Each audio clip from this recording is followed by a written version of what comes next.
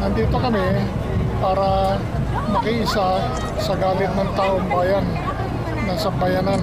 dito sa mga pusong nagaganap tungkol dito sa kaban ng bayan at sa mga kwarta at buwis na kinakaltas buwan-buwan sa mga working class natin, sa mga empleyado, mga government employees na akala natin ay napupunta sa magandang paraan ay yung pala hindi pala doon, kundi napunta lamang sa mga kung ano-anong mga katiwalian. Ilang tao ang nagugutom,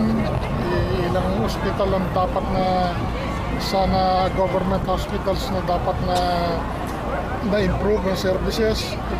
mga facilities, mga school houses na hindi na itayo, at kahit na presyo ng langis at saka petrolyo, pwede naman palang ibaba kung ginamit lang itong perang to sa wastong paraan.